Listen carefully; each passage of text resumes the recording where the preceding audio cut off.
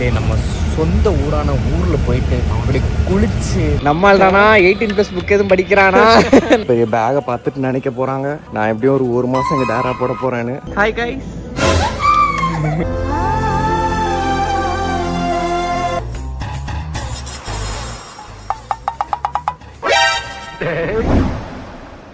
எல்லாருக்கும் வணக்கம், welcome back to our channel. இவ்வளோ பரபரப்பாக வந்து எங்கே போயிட்டு இருக்கோம், ஒருத்தனை காணவே காணும். எங்கே பரபரப்பாக போயிட்டு இருக்கோம் அப்படின்றது எல்லாத்தையும் நான் பஸ்ஸுக்குள்ளே போயிட்டு சொல்கிறேன். நீங்கள் எல்லாம் வீடியோக்குள்ளே போங்க.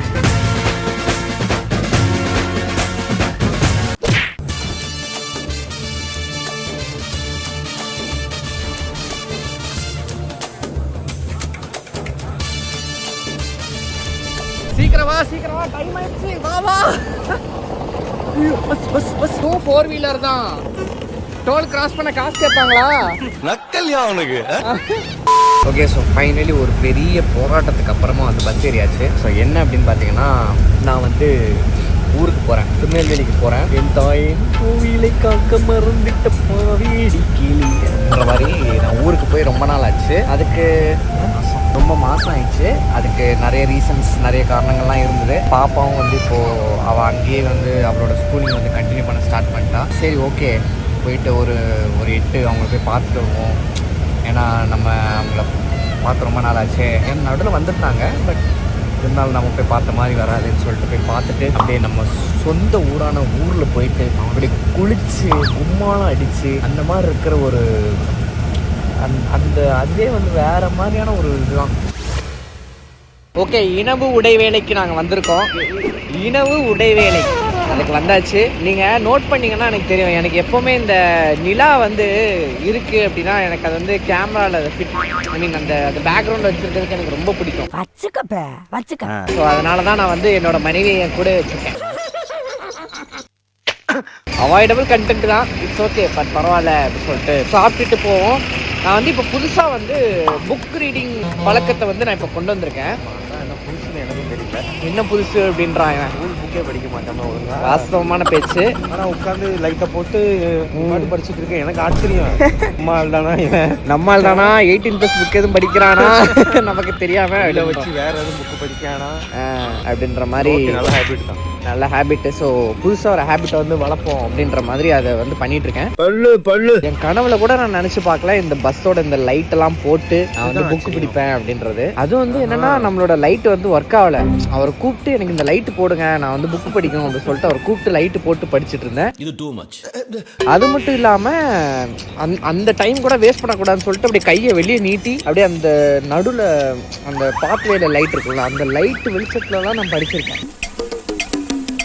நாலு பின்ன வந்து என்னோட சந்ததிகள்லாம் சொல்லுவாங்க, அதாவது அவர் எப்படி படித்தவர் தெரியுமா, பஸ்ஸில் நடுவில் அந்த பாத்வேல இருக்கிற லைட்டில் புக்கை நீட்டி படித்தவர்றா அவர் அப்படின்ற மாதிரி. ஸோ அந்த ஒரு இதுக்காக தான் நான் படிச்சிருக்கேன். இந்த புக்கு படிக்கிறதுனால நம்மளுக்கு வந்து அறிவு வளருமான்னு கேட்டால் அதெல்லாம் எனக்கு தெரியாது. பட் அட்லீஸ்ட் ஒரு 300-400 புக்காவது படித்து முடிச்சிருக்கணும் அப்படின்ற ஒரு வித்தியாசமான ஒரு ஆசையை நோக்கி நான் இப்போ போயிட்டுருக்கேன். நீ போடா.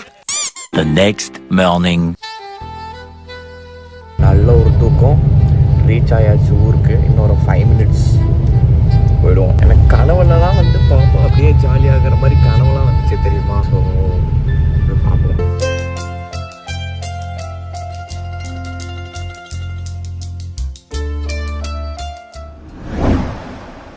பெரிய பேகை பார்த்துட்டு நினைக்க போகிறாங்க நான் எப்படியும் ஒரு மாதம் இங்கே டேரா போட போகிறேன்னு. ஆனால் எனக்கு ஒரு பெரிய ரவுண்ட் ட்ரிப் இருக்குன்றது அவங்களுக்கு தெரியாது. போனோடனே சொல்லணும். டேடி எங்க நிற்கிறாரு.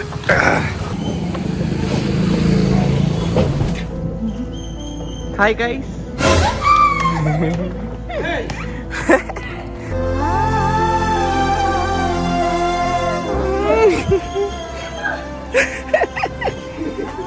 பரவாயில்ல, கனவுல நான் நினச்ச மாதிரி தான் நடந்திருக்கு. சரி அழாத, வா. ஸ்கூல் இருக்கா இன்னைக்கு?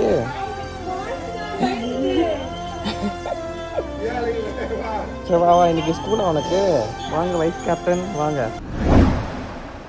என்ன பாப்பா ஸ்கூல்ல சீன் போட்டுருக்கீங்க. அண்ணன் வந்திருக்காங்க.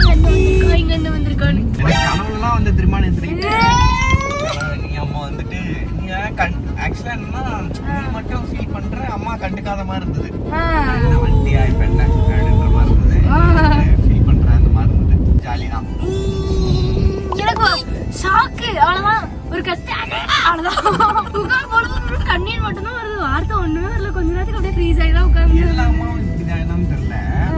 அம்மா வந்து உள்ள இருந்தாங்க, ஓகேவா? இவ வந்து அண்ணா அப்படின்னு சொல்லிட்டு கத்திட்டு ஓடி வந்தா. வந்தோடனே அவங்க வந்து உடனே அவங்களுக்கு இந்த தாட் ப்ராசஸ் வந்து எங்கெங்கயோ போய் எப்படி எப்படியோ பயந்து, இவ கீழே விழுந்துட்டாளா, இவளை நாய் கடிச்சிருச்சா, இல்ல வண்டி இடிச்சிருச்சா, இல்ல யாராவது இவளை திட்டாங்களா, எல்லாமே பாரு. எல்லாமே அந்த மாதிரி ஒரு எண்ணங்கள் தான்.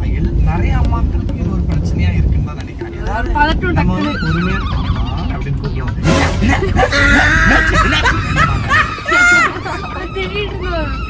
அண்ணன் தான் வந்திருக்கோம், அதுக்கே கத்துது அப்படின்னு. அது எமோஷனலா அப்படியே வெளியே வரும். அது நம்ம எமோஷனல் பேசலாம், வாய்ஸ் எங்கேயோ சரிதா.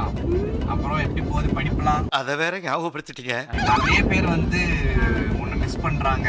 நான் எல்லாரையும் மிஸ் பண்றேன். ஆனா க்ரூஸ்ல தான் உன்னை ரொம்ப மிஸ் பண்ணோம் நாங்க. ஏன்னா என்ன சொல்ல நாங்க என்ஜாய் பண்ணோம். அப்டேட்டடா இருக்கேன் நான். அப்புறம் ஏன்டா கண்ணு கலங்குது? இல்லைன்னு சொல்ல மாட்டேன். ஆனா நிஜமாச்சா இந்த இடத்துல பாப்பா இருந்தா நல்லா இருக்கும். உருட்டு நான் வந்து ராக் கிளைம்பிங் பண்ணும்போது பாப்பா இருந்திருந்தானா நானும் பாப்பாவும் போட்டி ஏறி இருக்கோமே அப்படின்ற மாதிரிலாம் வந்து தோணுச்சு. But okay, it's okay. உனக்கு வந்து ஸ்கூலு, நீங்க வந்து வைஸ் கேப்டன் பாத்துக்கலாம். எங்க போயிட போகுது காடியில க்ரூஸ், இங்க தானே சுத்திட்டு இருக்கோம்.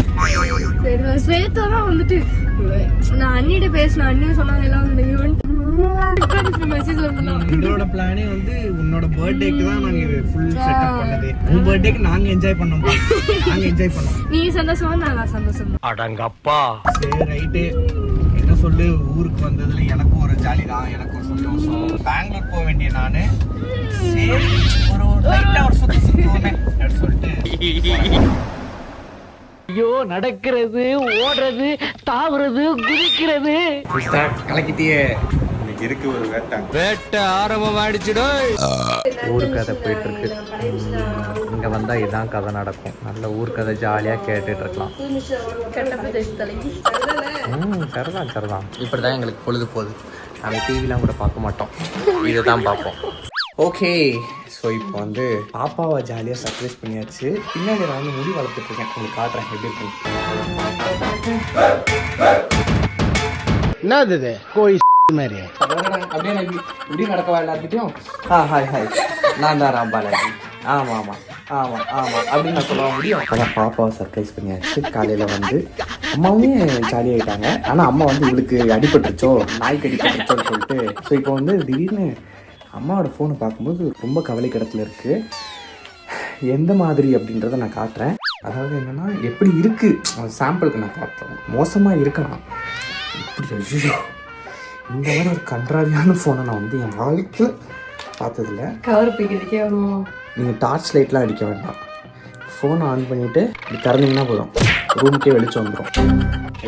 இப்படி டார்ச் அடிச்சு நான் தான் பேசுகிறேன் அப்படின்னு இருக்கலாம். சரி ஓகே, நம்ம வந்து அவங்களுக்கு ஃபோன் வாங்கி கொடுத்து சர்ப்ரைஸ் பண்ணுவோம் அப்படின்னு சொல்லிட்டு ஒரு ஐடியா. ஸோ நம்ம போயிட்டு வாங்கி கொடுப்போம். ஃபோன் வேணும்லாம் கேட்கல, ஆனால் அவங்களுக்கு என்ன வேணுன்றதை தெரிஞ்சு புரிஞ்சு அறிஞ்சு சொரிஞ்சு நடக்க சொரியக்கூடாது. சொரியாமல் நடக்க வேண்டியது நம்மளோட கடமை தானே, ஆமாவா இல்லையா? கண்டிப்பாக. அதனால போயிட்டு வருவோம். இது வந்து பாப்பாவோட ஃபோனு. நான் வந்து அம்மாவோட ஃபோன் எப்படி இருக்குன்னு சாம்பிள் காட்டினேன். ஏன்னா அவங்க கிட்ட இருந்து நம்ம ஃபோன் வாங்கவே முடியாது. அப்புறம் அவன் இவன் கூட போனான், இவன் அவன் கூட போனான், அவனுக்கு நடுவில் நான் ஏன் போனேன் அப்படின்ற மாதிரி பேசிட்டு இருப்பாங்க. ஸோ அதனால ரொம்ப மோசம். A few moments later. நான் சொன்னேன்ல, அது இவங்க தான். இப்போ கூட பாருங்க, கீழே இறங்கி நாங்கள் வெளியே கிளம்பிட்டோம்.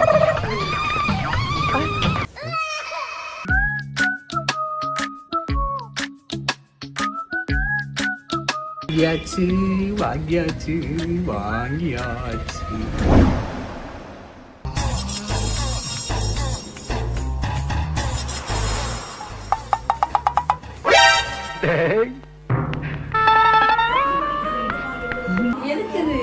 உன் ஃபோன் உடஞ்சிருக்கேன்னு தான் வாங்கினேன். சாப்பிட போறீங்க போனீங்க?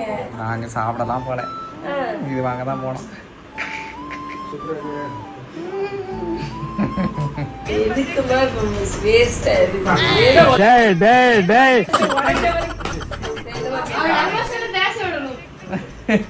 உடையிற வரைக்கும் இதை வச்சு போய் சொல்லிட்டு இருந்தேன்.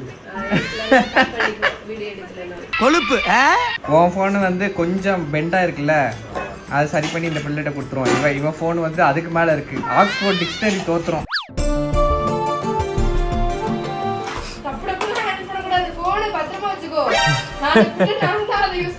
இல்ல புரியல.